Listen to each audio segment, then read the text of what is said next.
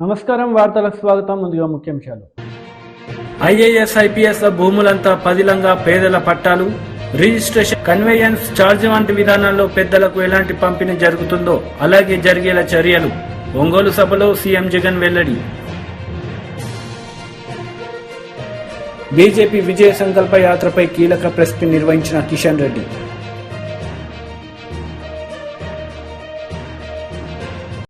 Ongole public meeting లో CM YS Jaganmohan Reddy పాల్గొన్నారు. ఈ సందర్భంగా ఆయన ప్రసంగించారు. ఐఏఎస్ ఐపీఎస్ ల భూములంతా పదిలంగా పేదల పట్టాలు, రిజిస్ట్రేషన్, కన్వెన్షన్ ఛార్జ్ వంటి విధానాల్లో పేదలకు ఎలా పంపిణీ జరుగుతుందో అలాగే జరిగేలా చర్యలు. ఒంగోలు సభలో సీఎం జగన్. పేదలకు ఒక న్యాయం, పెద్దలకు మరో న్యాయం ఉండటానికి వీల్లేదని పేదలకిచ్చే ఇళ్ల పట్టాలను కూడా రాష్ట్రంలో ఐఏఎస్ అధికారులకు కానీ లేకపోతే ఎప్పుడైనా ఎమ్మెల్యేలకు ఇచ్చే పట్టాలు కానీ లేకపోతే ఇతర ప్రముఖులకు ఇచ్చే వాళ్లకు పట్టాలు ఇచ్చినప్పుడు వాళ్ళకు ఏ నిబంధనలు అయితే వర్తిస్తాయో, ఏ నిబంధనలు అయితే వాళ్లకు పెడతామో అవే అటువంటి నిబంధనలే, అటువంటి రిజిస్ట్రేషన్ ఇచ్చి కన్వేయన్స్ డీడ్ ఇచ్చే కార్యక్రమమే మన పేదలందరికీ కూడా జరగాలి అని చెప్పి మొట్టమొదటిసారిగా రాష్ట్ర చరిత్రలో ఎప్పుడూ జరగని విధంగా ఏకంగా పేదలకిచ్చే ఇళ్ల పట్టాలను ఢీ పట్టాలుగా కాకుండా ఏకంగా రిజిస్ట్రేషన్ చేసి ఇచ్చే కార్యక్రమం జరుగుతా ఉంది ఇవాళ ఇక్కడ నుంచి. విద్యాశాఖ మంత్రి బొత్స సత్యనారాయణ మీడియా సమావేశం నిర్వహించారు. ఈ సందర్భంగా పలు అంశాలపై ఆయన మాట్లాడారు. ఖాళీ కూర్చుంటారా సార్? ఖాళీ కూర్చుంటారా? ఎక్కడో పెట్టుకోవాలి కదా, ఏదో సపరేట్ పెట్టుకోనియండి, తప్పే ఉంది. రాజకీయ పార్టీలు వాళ్ళ చదువులా లేదా ఋషుల తపస్సు చేసుకుని ఇంట్లో కూర్చోడానికి రాజకీయ పార్టీ ఉన్నప్పుడు మరి సభలు సమావేశాలు పెట్టుకొని ఏదోలాగా మరి అది కూడా ఎప్పుడు చేస్తారు? మా సైడ్ అయితే మా ఉత్తరాంధ్ర ప్రాంతం అయితే సంక్రాంతి వచ్చింది అనుకోండి, కొంతమంది వ్యవసాయాలు తీసుకొస్తారు. అలాగే వీరికి పండుగ చేసింది, ఇదో పండుగ. ఆ పండుగలాగే వీరికి ఎన్నికలు వస్తేనే పండుగ.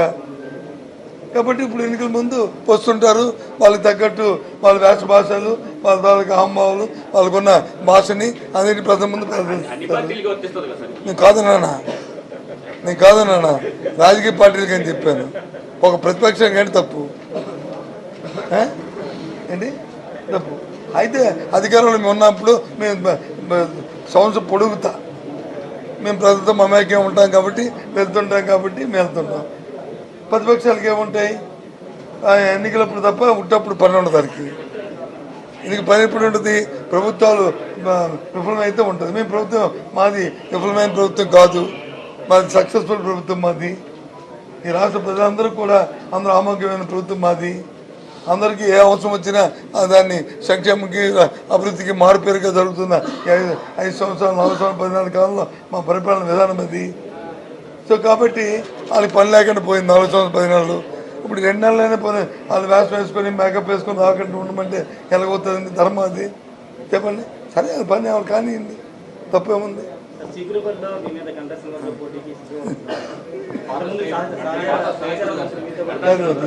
ఒక విషయం చెప్పింది కదా, ఎన్నికలు వచ్చినప్పుడు ఇద్దరు పోటీ చేయాలా? 30 మంది చేస్తారా? 30 మంది ఒకరు పని, ఇద్దరుదే ఒకరు, తప్పే ఉంది. అవన్నీ అవి వాళ్ళు ఎందుకు కానీ నా మీద ఎవరు పోటీ చేయాలి కదా. నేను వైఎస్ఆర్సీ పార్టీ తరఫున పోటీ చేస్తాను. నా మీద ప్రతిపక్షంలో ఏ పార్టీలు ఉంటే ఆ పార్టీలో పోటీ చేయాలి. అది XYZ. సరే అది ప్రతిసారి అయింది, ఈసారి తప్పుతుంది ఎట్లది? నేను బ్రేక్ చేయాలి, ఆయనకి ఆయనే బ్రేక్ చేసుకుంటాడు. ఓకేనా? అదేదో ఆయన అడగండి. ఓకే, ఉంటా. Bye, see you. కూడా జరిగింది. వాళ్ళ అంశాలు వచ్చి 4-5 అంశాలు ఇచ్చారు. అవన్నిటిని కూడా రేపు దానికో జీవీఎం ఉంది, ఆ జీవంలో అది గ్రూప్ ఆఫ్ మినిస్టర్స్ దాంట్లో పెట్టి దాని మీద నిర్ణయాలు తీసుకుంటున్న విషయాన్ని వాళ్ళకి కూడా చెప్పడం జరిగింది. 20 తారీఖు విజయవాడ వాళ్ళు నిర్మించుకుంటామని నాకైతే వాళ్ళు నిర్మించుకుంటామని అక్కడ చెప్పారు. మాకు తెలిసి వాళ్ళు రిక్వెస్ట్ చేశాము, మన నిర్ణయం మారుద్ది. మేమైతే రిక్వెస్ట్ చేశాము నిర్మించుకోమని, ఎందుకంటే ఇది సమయం కాదు కాబట్టి అన్నాము. దాన్ని పాజిటివ్గా కన్సిడర్ చేస్తారని నేనైతే ఊహిస్తున్నాను.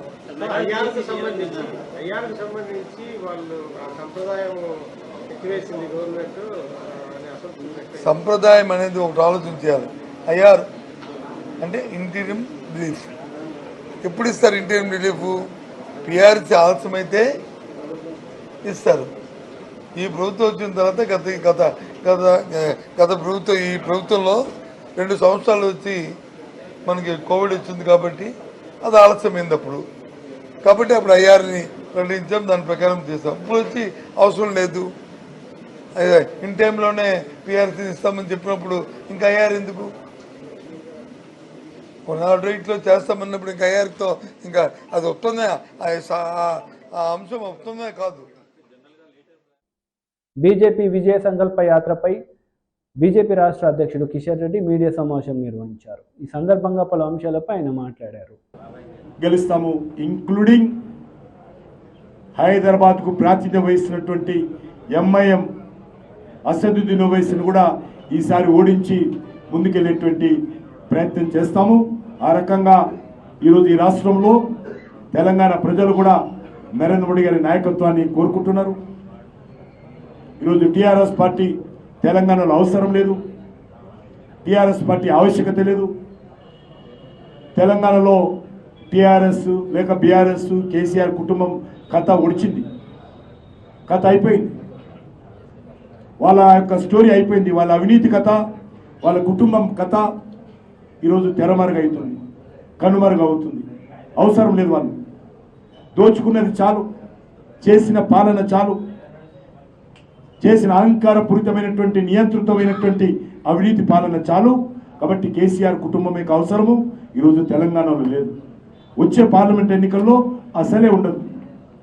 ఏమని అడుగుతారు వాళ్ళు? ఓటు ఎవరికి ఓటు అడుగుతారు? వాళ్ళు ఓటేస్తే దేశాన్ని కానీ తెలంగాణ ప్రజలకు వచ్చే లాభం ఏంటి? పార్లమెంట్ ఎన్నికల్లో ఏ ముఖం పెట్టని అడుగుతారు. కాబట్టి టీఆర్ఎస్కి అవసరము ఈరోజు తెలంగాణ లేదనే విషయాన్ని తెలంగాణ సమాజం ఇప్పటికే గుర్తించింది. అదేవిధంగా ఈరోజు కాంగ్రెస్ పార్టీని కూడా అడుగుతా ఉన్నాను, మీకు ఎందుకు ఓటేయాలని అడుగుతా ఉన్నాను. మీకు ఓటేసాం కదా శాసనసభ ఎన్నికల్లో తెలంగాణ ప్రజలు. మీరు ఏదైతే 6 గ్యారంటీల పేరుతో గారడీ చేశారు కదా, 6 గ్యారంటీలతో గారడీ చేసి అధికారంలోకి వచ్చారు. మరి మీ గ్యారంటీలు ఏ రకంగా అమలు చేస్తారో చెప్తారా? కనీసం మీకు అవగాహన ఉందా? క్లారిటీ ఉందా? చెప్పాల్సిన అవసరం ఉంది. ఈరోజు ఆర్థిక వనరులు ఏ రకంగా సమకూర్చుకుంటారో చెప్తారా? ఈరోజు ఏ రకంగా రైతుల రుణమాఫీ ఎప్పుడు చేయబోతున్నారు? రైతు బంధు ఎప్పుడు ఇవ్వబోతా ఉన్నారు? ఎన్ని రోజులు ఇస్తారు? మీరు శాశ్వతంగా మీరు కనీసం మీరు అధికారంలో ఉన్నన్ని రోజులైనా ఏ రకంగా ఇస్తారో మీ దగ్గర ఒక కార్యాచరణ ప్రణాళిక నేను ఉందా? ఏరు దాటేంత వరకు మరి ఈరోజు ఏటి మల్లయ్య, ఏరు దాటినంత బోడి మల్లయ్య అనే విధంగా ఉంది కాంగ్రెస్ పార్టీ ప్రభుత్వం. కాబట్టి ఈరోజు మనవి చేస్తా ఉన్నాను, ఖచ్చితంగా రానున్న రోజుల్లో కాంగ్రెస్ పార్టీ దేశంలో ఉన్నటువంటి 40 సీట్లు తగ్గించుంటే అవకాశం. వాళ్ళు పెట్టిన కూటమి బద్దలవుతా ఉంది. కాంగ్రెస్ పార్టీ నాయకులు కాంగ్రెస్ పార్టీని విడిచిపోతా ఉన్నారు. 2019కి ఇప్పుడు చూసినట్లయితే కాంగ్రెస్ పార్టీ మరింత బలహీనంగా ఉంది. ఇప్పుడు 3 రాష్ట్రాల అధికారంలో ఉంది. హిమాచల్ ప్రదేశ్ 4 సీట్లు బీజేపీ గెలుస్తారు. వాళ్ళు అధికారంలో ఉన్నారు, ఒక్క సీటు కూడా కాంగ్రెస్ పార్టీ గెలవదు. కర్ణాటకలో అధికారంలో ఉన్నారు, కర్ణాటకలో కూడా 25 సీట్లు బీజేపీ గెలుస్తుంది. తెలంగాణలో అధికారంలో ఉన్నారు, తెలంగాణలో కూడా మరి ఒక్క సీటు రావడం కూడా ఈరోజు కాంగ్రెస్ పార్టీ కష్టంగా ఉంటుంది. వాళ్ళు అనుకుంటున్నారు ఈరోజు వాళ్ళు ఏ ప్రాతిపదికన కాంగ్రెస్ ఓటేస్తే దేశానికి మేలు జరుగుతుందో చెప్పాలి. ఈరోజు ముఖ్యమంత్రి గారు అంటున్నారు, మీరు 17కు 17 సీట్లు గెలిపిస్తే కాంగ్రెస్ పార్టీ దేశంలో అధికారంలోకి అయితే వస్తే, మూడోది రాహుల్ గాంధీ ప్రధానమంత్రి అయితే, ఆ ప్రభుత్వం పైసలు ఇస్తే ఇక్కడ 6 గ్యారెంటీలు అమలు చేస్తారు. అంటే అసెంబ్లీ ఎలక్షన్స్లో ఇచ్చిన హామీ పోయిందనమాట. అసెంబ్లీ ఎలక్షన్స్లో కాంగ్రెస్ పార్టీకి ఓటేస్తే అది ఒడిచిపోయింది. ఈరోజు చెప్తా ఉన్నారు తెలంగాణలో 17 సీట్లు గెలవాలా, నెంబర్ 1, అది అసాధ్యం, సాధ్యం కాదు. రాహుల్ గాంధీ తల కిందికి పెట్టి కాలు మీది పెట్టి తెలంగాణలో ఇంటింటికి తిరిగినా అది సాధ్యం కాదు. 17 సీట్లు గెలవరు. కాంగ్రెస్ పార్టీ అధికారంలో రావాలి, ఉన్న 40 సీట్లు పోతాయి, తగ్గుతాయి కానీ పెరిగే సమస్య లేదు. AP Congress chief YS Sharmila కీలక ప్రెస్ మీట్ నిర్వహించారు. ఈ సందర్భంగా పలు అంశాలపై ఆమె మాట్లాడారు. కూడా మొండి పట్టు పట్టి ధర్నాలు చేశాము, ఆఖరికి అరెస్ట్లు అయ్యాము, గాయపడ్డాము, అవమానపడ్డాం కూడా. ఇదంతా పర్వాలేదు, ఆంధ్ర రాష్ట్ర ప్రజల కోసం ఎంత వరకు వెళ్ళడానికైనా సిద్ధమే. ఈ ప్రయాణంలో భాగంగానే ఈరోజు ఇటు సిపిఎం పార్టీ అయితేనేమి, సిపిఐ పార్టీ అయితేనేమి నిన్న కూడా వచ్చి మాకు సంఘీభావం తెలిపారు. నిన్న కూడా వచ్చి మేము కూడా యువత కోసం పోరాటం చేస్తున్నాము, మీకు సంఘీభావం తెలుపుతున్నాము అని వాళ్ళు పెద్ద మనసు చేసుకొని రావడం జరిగింది. వాళ్ళకు కృతజ్ఞతలు. ఈరోజు సిపిఎం పార్టీ కూడా ముందుకొచ్చింది. ఈరోజు సిపిఎం పార్టీ మేము ఢిల్లీలోనే సీతారాం యేచూరి గారిని కలవడం జరిగింది. కలిసి పోరాటం చేద్దాము అన్న దాని మీద డిస్కషన్ జరిగింది. ఈరోజు 2 పార్టీలు, ఇటు శ్రీనివాసరావు గారు, రామకృష్ణ గారు అందరూ కలిసి వచ్చి వాళ్ళ డెలిగేషన్తో సహా వచ్చి మాకు అభినందనలు తెలియజేయడమే కాకుండా ఇప్పటి నుండి ఆంధ్ర రాష్ట్రానికి BJP party, Telugu Desam party, YCP party కలిసి ఉన్నాయి కాబట్టి, బీజేపీ పార్టీకి ఆ 2 పార్టీలు బి టీములుగా ఉన్నాయి కాబట్టి మేమందరము కలిసికట్టుగా పోరాటం చేయకపోతే ఈ పెద్ద పర్వతాలను దించడము అసాధ్యం. కాబట్టి మేమందరము కలిసి పనిచేయాలని నిర్ణయించుకున్నాం.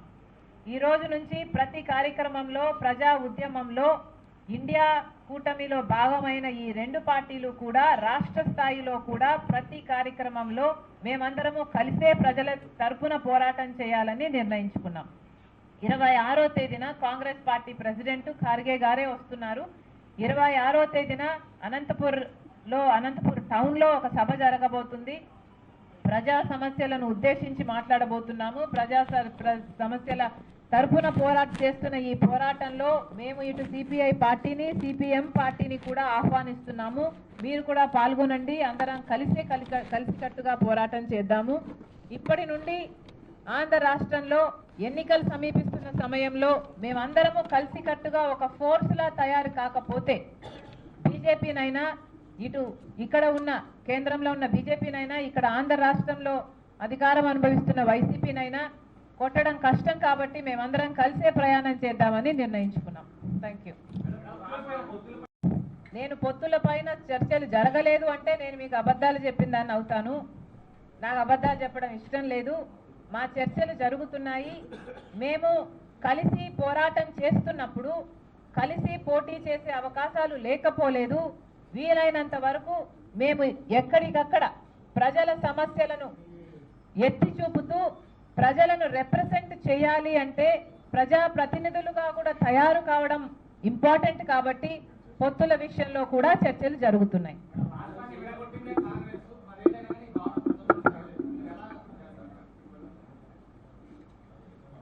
కాంగ్రెస్ పార్టీ అధికారంలో వచ్చునుంటే 2014లో మనకు స్పెషల్ స్టేటస్ వచ్చుండేది. కాంగ్రెస్ పార్టీ విభజన హామీలు ఏవైతే ఇచ్చిందో మళ్ళీ కాంగ్రెస్ పార్టీ అధికారంలోకి వస్తుంది అన్న నమ్మకంతో ఇచ్చిన హామీలవి. కాంగ్రెస్ పార్టీ అధికారంలోకి వచ్చుంటే ఆ రోజున 5 ఏళ్ళు కాదు 10 ఏళ్ళైనా మనం ఇంకా ఎక్స్టెండ్ చేయండి స్పెషల్ స్టేటస్ అని అన్నున్నా కూడా కాంగ్రెస్ పార్టీ 10 సంవత్సరాలు ఆంధ్ర రాష్ట్రానికి, ఈ 10 సంవత్సరాలు ఏ 10 సంవత్సరాలు అయితే బీజేపీ ఇవ్వలేదో స్పెషల్ స్టేటస్, ఏ 10 సంవత్సరాలు అయితే చంద్రబాబు గారు ఫెయిల్ అయ్యారో స్పెషల్ స్టేటస్ తేవడంలో, ఏ 10 సంవత్సరాలైతే జగన్మోహన్ రెడ్డి గారు ఫెయిల్ అయ్యారో స్పెషల్ స్టేటస్ తేవడంలో, ఈ 10 సంవత్సరాలు కాంగ్రెస్ పార్టీ అధికారంలో ఉంటే ఆంధ్ర రాష్ట్రంలో స్పెషల్ స్టేటస్ వచ్చుండేది, వేల కొద్ది పరిశ్రమలు వచ్చుండేవి, వేల కొద్ది లక్షల కొద్ది ఉద్యోగాలు వచ్చుండేవి. ఆ రోజున గనక కాంగ్రెస్ పార్టీ అధికారంలోకి మళ్ళీ వచ్చునుంటే ఈ పార్టీకి పోలవరం ప్రాజెక్టు పూర్తి కూడా అయిపోయేది, మనకు ఒక రాజధాని కూడా వచ్చుండేది. కాంగ్రెస్ పార్టీ అధికారంలోకి వచ్చుంటే ప్రతి విభజన హామీ ఈ రోజుటి వరకు నెరవేరిపోయి ఉండేది కూడా. ఈ రోజు మనకు తెలంగాణ రాష్ట్రంలో ఆన్ పారుగా ఉండేది ఆంధ్ర రాష్ట్రం. ఈ రోజు లేదు ఆంధ్ర రాష్ట్రం అంటే ఈ పాపం ఎవరిదో ఆలోచించండి. బీజేపీ పార్టీ మాటిచ్చింది తిరుపతిలో, మోడీ గారు స్వయంగా మాటిచ్చారు తిరుపతిలో స్పెషల్ స్టేటస్ గురించి. మరి ఎందుకు మీరు అంత మా భక్తుంది అంటారు కదా, రామభక్తులం ఇంకో భక్తులం అంటారు కదా, మరి మీరు పుణ్యక్షేత్రంలో మీరు మాట ఇచ్చి మీరే మాట నిలబెట్టుకోకపోతే మీరు ఎలాంటి మనుషులు? మీరు మోసం చేసిన వాళ్ళు కాదా అని అడుగుతున్నాం. అధికారంలోకి వచ్చింది చంద్రబాబు గారు, స్పెషల్ స్టేటస్ కోసం పొత్తు పెట్టుకుంటున్నామన్నారు, కానీ ఆయన ఆ మాటను విమర్శించారు. జగన్మోహన్ రెడ్డి గారు స్పెషల్ స్టేటస్ కోసమే అన్నారు, మూకుమ్మడి రాజీనామాలు చేస్తామన్నారు, కానీ అధికారం వచ్చినాక అధికారం అనుభవిస్తూ ఒక్క రాజీనామాలు కూడా ఎందుకు చేయలేదని అడుగుతున్నాం. వీళ్ళు కాదా బీజేపీకి మన స్పెషల్ స్టేటస్, మన పోలవరం, మన రాజధానిని తాకట్టు పెట్టింది ఎవరో ఆలోచన చేయాలి ప్రజలంతా. మన తిరుపతిలో మోదీ గారు స్వయంగా వచ్చి 10 సంవత్సరాల స్పెషల్ స్టేటస్ ఆంధ్రప్రదేశ్ రాష్ట్రానికి ఇస్తాము అని చెప్పి Janasena party PSC chairman Nadendla Manohar media సమావేశం నిర్వహించారు. ఈ సందర్భంగా పలు అంశాలపై ఆయన మాట్లాడారు. విధంగా ఓ చక్కటి సభ, ఇరు పార్టీల నాయకులు, మా పార్టీ అధ్యక్షులు అనేక అంశాలపైన ప్రత్యేకంగా ప్రసంగించి రాబోయే రోజుల్లో ఆంధ్రప్రదేశ్కి మరొక్కసారి ఒక మంచి పరిపాలన తీసుకొచ్చే విధంగా, అభివృద్ధి జరిగే విధంగా, సంక్షేమం ఇంకా మెరుగైన సంక్షేమం జరిగే విధంగా, ప్రతి కుటుంబానికి మేలు జరిగే విధంగా ఏ విధంగా కంకణం కట్టుకుని ఈ పొత్తులో భాగంగా ముందుకెళ్తున్నామో వివరించడానికి ఇది ఒక గొప్ప అవకాశంగా మేము భావిస్తున్నాం. కేవలం రాజకీయ లబ్ధి కోసం కాదు, ఈ కలయిక అనేది ఆంధ్రప్రదేశ్ రాష్ట్ర భవిష్యత్తును దృష్టిలో పెట్టుకుని, అభివృద్ధిని దృష్టిలో పెట్టుకుని, భావితరాలను దృష్టిలో పెట్టుకుని పవన్ కళ్యాణ్ గారు, చంద్రబాబు నాయుడు గారు కలిసి ఒక మంచి ఆలోచనతో రాష్ట్ర ప్రజలకి రాబోయే రోజుల్లో పారదర్శకతతోటి, భవిష్యత్తులో దృష్టిలో పెట్టుకుని మంచి ప్రణాళికతోటి ప్రభుత్వం ఏర్పాటు చేయబోతున్నాం. ఆ వివరాలన్నీ కూడా ఖచ్చితంగా మేము ప్రకటిస్తాం. అదేవిధంగా ఒక ఉమ్మడి ప్రణాళిక, సమిష్టిగా పనిచేసుకునే విధానం ఈ సభ ద్వారా రాష్ట్ర ప్రజలందరినీ కూడా మేము ఆహ్వానించడం, ప్రత్యేకంగా తెలుగుదేశం పార్టీ నాయకులకు, ప్రతి కుటుంబ సభ్యులకు మనస్ఫూర్తిగా ఈ సభకి వాళ్ళు కూడా వచ్చి హాజరవ్వాలని, కలిసి మనం చేసుకుంటున్న ఈ సభని విజయవంతం చేసే విధంగా ఉభయ గోదావరి జిల్లాలే కాకుండా రాష్ట్ర వ్యాప్తంగా పార్టీ ప్రతినిధులందరినీ కూడా ఆహ్వానించబోతున్నాం. వేదిక పైన సుమారు 500 మందితోటి ఏర్పాటు చేసే ఈ వేదికలో 250 మంది తెలుగుదేశం పార్టీ నుంచి, 250 మంది జనసేన పార్టీ నుంచి, 175 నియోజకవర్గాల నుంచి కూడా ప్రతినిధులు ఆశీస్సులు అయ్యేటట్టు ఓ చక్కటి ఏర్పాటు మా పార్టీ శ్రేణులందరూ కూడా కష్టపడి చేయబోతున్నారు. రాబోయే 3 రోజుల్లో ఈ ప్రాంతాన్ని మరింత సుందరవందనంగా తీర్చిదిద్ది రాజకీయ ప్రస్థానంలో ఒక అద్భుతమైన సభ నిర్వహించడానికి మా జనసేన పార్టీ నాయకులందరూ కూడా కృషి చేస్తున్నారు. మరింత వేగంగా పనులు జరిగే విధంగా ప్రతి అంశం పైన ఒక మంచి ప్రణాళికతోటి, వచ్చిన వారికి తగిన ఏర్పాట్లు, దూర ప్రాంతాల నుంచి తరలివస్తున్న వారికి పార్కింగ్ ఏర్పాట్లు, ఇటువంటి అంశాలపైన ఖచ్చితంగా లోతుగా మేము విశ్లేషించుకుని ఎక్కడ కూడా ఒక్క పొరపాటు లేకుండా సురక్షితంగా ప్రతి ఒక్కరూ వాళ్ళ గ్రామాలకు వాళ్ళు తిరిగి వెళ్లే విధంగా ఏర్పాట్లన్నీ కూడా చేయబోతున్నాం. అదేవిధంగా జగన్మోహన్ రెడ్డి గారి పరిపాలన గురించి ప్రజలు విసుకెత్తిపోయి ఈ సభ ద్వారా వారి తరఫున గలం వినిపించే ప్రతి ఒక్కరిని కూడా వాళ్ళు మనస్ఫూర్తిగా అభినందించబోయే పరిస్థితి, సందర్భం ఖచ్చితంగా వచ్చింది. ఎన్నికల హడావుడంటే కేవలం ఎన్నికలప్పుడే కాకుండా ఎన్నికలకు జరగబోయే ఈ ప్రయాణం గురించి కూడా పవన్ కళ్యాణ్ గారు, చంద్రబాబు నాయుడు గారు ఖచ్చితంగా వివరిస్తారు. పేదలకి, సమాజంలో ఉన్న పెత్తందారుల కోసం మంత్రి కోసం మరి నిన్న 2 హెలికాప్టర్లు ప్రజాధనంతో తీసుకురావాల్సిన అవసరం ఏముందో చెప్పాలి. మేము ఈ రోజున ఖచ్చితంగా నిలదీస్తున్నాం. భారతదేశంలో ఎన్నికలప్పుడు సెక్యూరిటీ రీజన్స్ తోటి కేవలం ఒక ప్రధానమంత్రికే ఉంది అవకాశం ప్రభుత్వ హెలికాప్టర్లు వాడడానికి. ఎందుకు ఈ రోజున ముఖ్యమంత్రి ఆయన సెక్యూరిటీ కోసం ఇబ్బందులు పడుతున్నాడని, ఆయన ప్రాణం కోసం దిగిపోయే 45 రోజుల ముందు బీజేపీ నేత లక్ష్మణ్ ప్రెస్ మీట్ నిర్వహించారు. ఈ సందర్భంగా ఇరు పార్టీలపై ఆయన మండిపడ్డారు. దిశగా పరిశోధనలు జరిగేందుకు కూడా అవకాశాలు పుష్కలంగా ఉన్నటువంటి అంశం కాదు.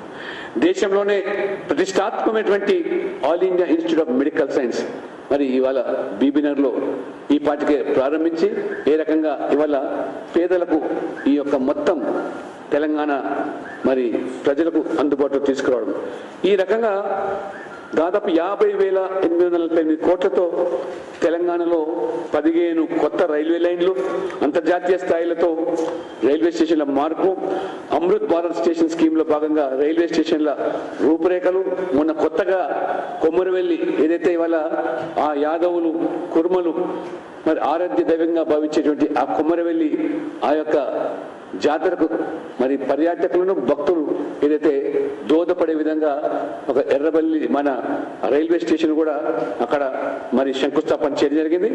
కాబట్టి ఈ స్టేషన్లే కాకుండా జిల్లా నగరాల్లోనే కాకుండా మండల కేంద్రాల్లో కూడా రైల్వే స్టేషన్ల కోసం మోదీ ప్రభుత్వం అంటే ఒకవైపు రైల్వేస్, హైవేస్ 1,04,000 కోట్లతో నేషనల్ హైవేస్ తెలంగాణలో, 21,000 కోట్లకు హైదరాబాద్ చుట్టూ రింగ్ రోడ్డు మంజూరు, ఇవన్నీ కూడా కేంద్ర ప్రభుత్వం 715 కోట్లతో సికింద్రాబాద్ రైల్వే స్టేషన్ అత్యంత ఆధునిక సౌకర్యాలతో దాన్ని పూర్తిగా మళ్ళీ నిర్మించడం, 220 కోట్లతో చెర్లపల్లి టెర్మినల్ అభివృద్ధి చేస్తూ ఉన్నారు.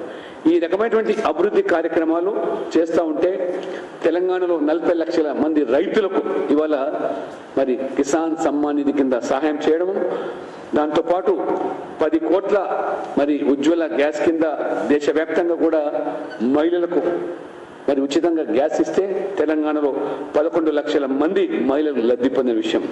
అదే రకంగా జన్ధన్ ఖాతాలో తెలంగాణలో 1 కోటి మందికి జన్ధన్ ఖాతాలు తెరిపించి నేరుగా కేంద్ర రాష్ట్ర ప్రభుత్వాల మరి ఆర్థిక సహాయాలంతా కూడా వాళ్ళ బ్యాంక్ ఖాతాలు చేర్చే విధంగా ఈ రకంగా ముద్రా యోజన కింద దాదాపు 60 లక్షల మంది లబ్ధి పొందిన అంశాన్ని ఈ రకంగా చూసుకున్నట్టయితే ప్రతి 2 రోజులకు ఒక కాలేజు, ప్రతి వారానికి ఒక యూనివర్సిటీ, ప్రతి మరి గత 10 సంవత్సరాల్లో వైద్య కళాశాలలు రెట్టింపు చేసి ఈ రకంగా ఐఐఎంలు, ఐఐటీలు, అదే రకంగా యువత కోసం ఈ స్కిల్ ట్రైనింగ్ సెంటర్స్ కూడా పెద్ద ఎత్తున ఈరోజు ప్రారంభించే విషయాన్ని ఈ అంశాలను మేము ప్రస్తావిస్తూ ఉంటే కాంగ్రెస్ బీఆర్ఎస్ ఈ మోదీ గారి అభివృద్ధి ఎజెండా మీద లేదా పేదల సంక్షేమ పథకాల మీద ప్రధానమంత్రి విశ్వకర్మ దాదాపు ఈ యొక్క తెలంగాణను కూడా మరి 1,00,000 మందికి పైగా దోహదపడ్డ పథకాలు వీటి గురించి ప్రస్తావించకుండా కేవలం చవకబారు రాజకీయాలు మరి వాళ్ళ స్థాయి తగ్గించుకొని హోదా తగ్గించి మంత్రులు, ముఖ్యమంత్రి వారు మాట్లాడే భాష అసహించుకుంటారు. బీజేపీ నాయకుల మీద వ్యక్తిగతమైన దూషణలు తప్పితే మోదీ ప్రభుత్వం చేసిన అభివృద్ధి గురించి, మోడీకి సరితూగే వ్యక్తి మీ పార్టీలో ఎవరు ప్రధానమంత్రి అని చెప్పితే దానికి జవాబు లేదు. రాహుల్ గాంధీయా, సోనియా గాంధీయా, ఈ ప్రియాంకనా, మల్లికార్జున ఖర్గేనా, లేకపోతే మమతా బెనర్జీయా, మీకు ఒక ఎజెండా లేదు, ఒక నాయకుడు లేదు, ఒక నిబద్ధత లేదు. కాబట్టి తెలంగాణ ప్రజలు కూడా ఇవాళ ఖచ్చితంగా రాబో రోజుల్లో మేము ఆశించినట్టుగా తప్పకుండా ప్రజలు కూడా అబ్కీ బార్ అంటే మరి 400 పార్ అంటున్నారు, ఫిరేక్ బార్ అంటే మోదీ సర్కార్ అంటున్నారు. కాబట్టి తెలంగాణలో కూడా రేపు మోదీ నేతృత్వంలో ఏర్పడే ప్రభుత్వంలో పెద్ద ఎత్తున పార్లమెంట్ సభ్యులు గెలిపించి తెలంగాణ రాష్ట్రం నుంచి కూడా మోదీ గారికి కానుక ఇస్తామని చెప్పి ఈ విజయ సంకల్ప యాత్ర ఒక అద్భుతమైనటువంటి ఒక సందేశాన్ని 10 సంవత్సరాల పాలన ప్రజల్లోకి తీసుకెళ్ళడానికి ఇది దోహదపడతా ఉన్నది.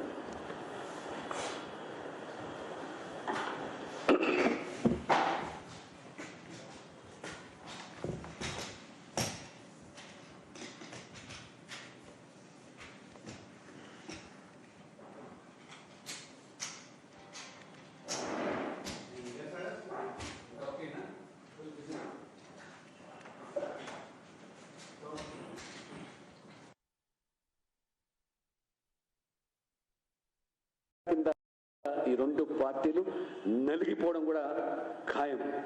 ఎందుకంటే బీఆర్ఎస్ ప్రభుత్వంలో జరిగినటువంటి అవినీతి, దోపిడీ, ప్రజా సొమ్మును లూటి చేసి ఆ రకంగా మరి ఎన్నికల సమయంలో ఈ అంశాలను ప్రస్తావించే కాంగ్రెస్ పార్టీ ఇప్పుడు ఎందుకు ఇవాళ ఈ కాంగ్రెస్ పార్టీ ఈ అవినీతులను పరులను కాపాడేలా కాపలా రాస్తుందనేటువంటి భావన ఇవాళ సర్వత్రా పల్లెలు కూడా వ్యక్తమవుతుంది. మీరు ఎన్నికల ముందు వార్తలు ముగించే ముందు ముఖ్యాంశాలు మరోసారి. ఐఏఎస్ ఐపీఎస్ భూములంతా పదిలంగా పేదల పట్టాలు, రిజిస్ట్రేషన్, కన్వేయన్స్ ఛార్జ్ వంటి విధానాల్లో పెద్దలకు ఎలాంటి పంపిణీ జరుగుతుందో అలాగే జరిగేలా చర్యలు. ఒంగోలు సభలో సీఎం జగన్ వెల్లడి. బీజేపీ విజయ సంకల్ప యాత్రపై కీలక ప్రెస్ మీట్ నిర్వహించిన కిషన్ రెడ్డి.